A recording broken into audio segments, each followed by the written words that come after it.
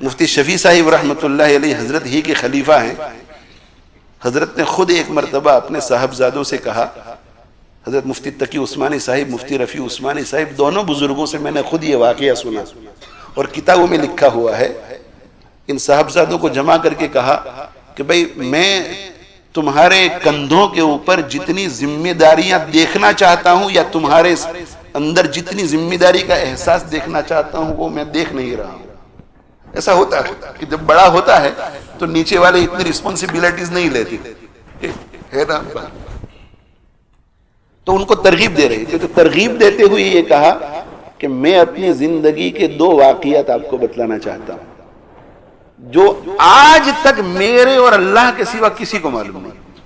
اور اگر تمہیں ترغیب دینے کی ضرورت پیش نہ آتی، تمہاری تربیت کی ضرورت پیش نہ آتی تو میں یہ قصے تم کو بھی نہ سناتا.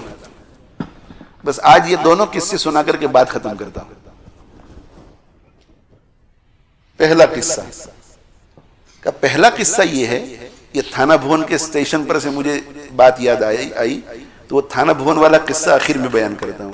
پہلا قصہ یہ ہے کہ ایک دن میں صبح کو بہت جلدی سویرے اٹھ کر مسجد کی طرف جا رہا تھا. بالکل سناٹا تھا، اندھیرا تھا کہ میں نے دیکھا کہ ایک عورت کنویں پر سے پانی بھر کر اپنے گھر کی طرف لا رہی ہے. نظر آئی مجھے دور سے، اور تھوڑی تھوڑی دیر کے بعد وہ مٹکے کو نیچے رکھتی ہے، پھر اٹھا کر تھوڑا چلتی ہے، نیچے رکھتی ہے، پھر اٹھا کر چلتی ہے. یہ کس وقت کی بات ہے؟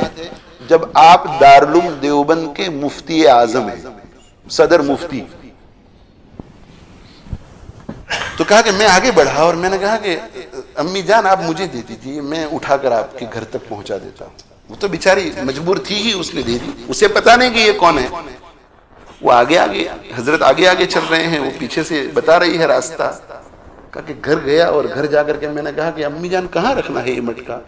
تو اس نے گھر میں وہ جگہ بتلائی تو میں نے وہ مٹکا وہاں رکھ دیا. اور مفتی صاحب فرماتے ہیں کہ میں جلدی سے نکلا کہ کوئی مجھے دیکھے نہیں. میں نہیں چاہتا تھا کہ میری یہ نیکی کوئی دیکھ لے. کہا کہ جب میں جھپٹ کر باہر نکلا تو بوڑھی عورت مجھے اندر دعائیں دے رہی تھی کہ اللہ اسے یہ دے دے، اللہ اس کے ساتھ ایسا کر، اللہ اس کے ساتھ ایسا کر. حضرت فرماتے ہیں میں رک گیا تھوڑی دیر اور میں نے دل کی گہرائی سے اس کی نکلتی ہوئی دعائیں سنی. تو کہا جب میں نے اس کی دعائیں سنی تو میں دل ہی دل میں بہت خوش ہوا کہ محمد شفیع تجھے تو دعا کا خزانہ مل گیا، تجھے تو دعا کا خزانہ مل گیا. اور کہا رات کو میں اسی نیت سے سویا کہ کل بھی اسی وقت میں باہر نکلوں گا. اور دل ہی دل میں یہ تمنا کہ کاش کہ وہ عورت آج بھی اسی وقت کنویں پر پانی بھرنے کے لیے آئے. دیکھا کہ وہ عورت تھی. میں نے پھر وہ لے لیا مٹکا. تیسرے دن پھر مٹکا لے لیا.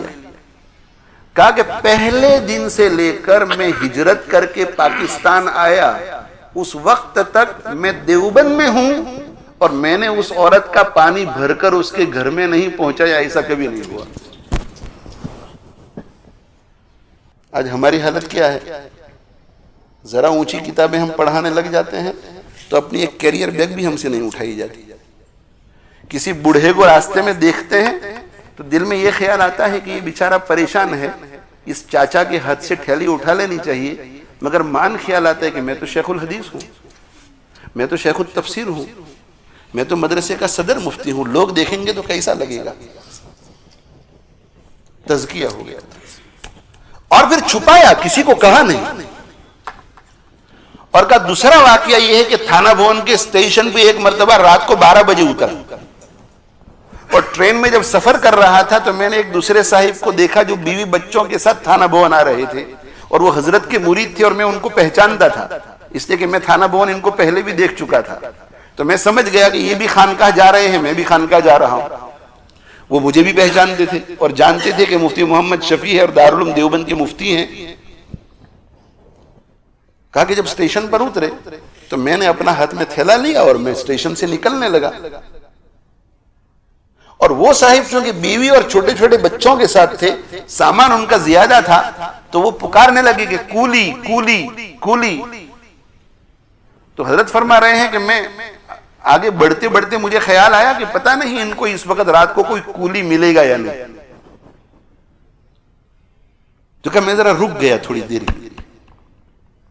ہم ہوتے تو تیز قدم اٹھا کر کے چلے جاتے کہ کہیں یہ مصیبت نہ پڑ جاوے سر پر. کہا میں رک گیا اور رک کر کے میں سنتا رہا, اور دھیرے دھیرے میں نے محسوس کیا کہ اس شخص کی آواز میں اب فکر اور مایوسی ہے کہ رات کو 12 بجے ہیں, کولی مل نہیں رہا ہے, سامان اکیلے اٹھا کر جانا تو مشکل ہے.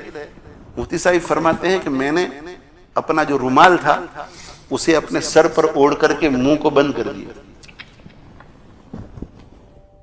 اندھیرا تھا, پرانے زمانے کی بات, اور کہا کہ میں نے کہا کہ جی آ رہا ہے, کولی آ رہا ہے, کولی آ رہا ہے.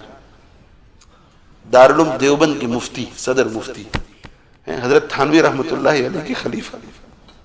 کیسے لوگ تھے میرے بھائیو. فرشتوں سے بہتر ہے انسان بننا, فرشتوں سے بہتر ہے انسان بننا, مگر اس میں ہوتی ہے محنت زیادہ. ایسے لوگوں کو دیندار اور متقی اور ولی کا لقب سوٹ ہوتا ہے, ہم جیسوں کو نہیں.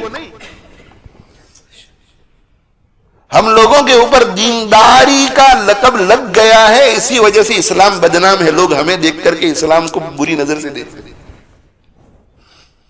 کولی کولی. اب مفتی شفیع صاحب رحمۃ اللہ علیہ کوئی پہلوان تو تھے نہیں, اس نے بھی دیکھا کہ کولی آیا ہے تو ایک ڈبہ, دوسرا ڈبہ, تیسرا, سارے چڑھا دیے حضرت کا. اور 1-2 کلومیٹر چل کر کے جانے کا رات کو, اور کبھی اتنا سامان اٹھایا نہیں. حضرت فرماتے ہیں کہ اس ڈر سے کہ یہ کہیں چلتے چلتے پیچھے دیکھ کر مجھے پہچان نہ لے, میں نے کہا کہ سامان زیادہ ہے تو میں آگے آگے چل رہا ہوں, آپ ذرا پیچھے سے ٹورچ کی روشنی کیجیے.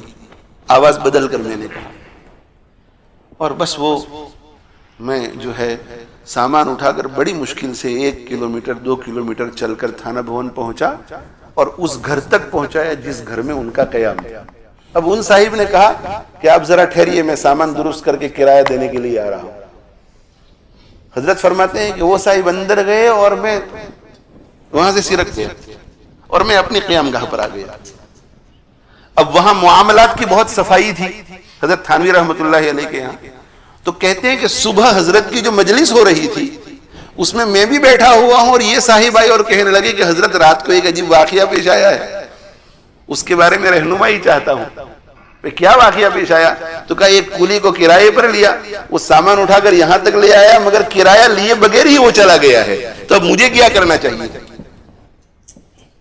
بھئی ایسے موقع پر اپنے شیخ کی دعائیں لینے کے لیے, شیخ کو خوش کرنے کے لیے, اس بہانے سے ہی کہتے تھے کہ حضرت میں تو کسی کے سامنے کہنے والا نہیں تھا, مگر وہ بیچارہ پریشان ہے کہ کرائے کا کیا کروں, تو میں آپ سے عرض کر دوں کہ وہ کرایہ معاف ہے, آپ کہہ دیجئے, میرا نام مت. اتنا بھی بہانہ تلاش کر کے شیخ کو خوش کرنے کے لیے کہتے ہیں.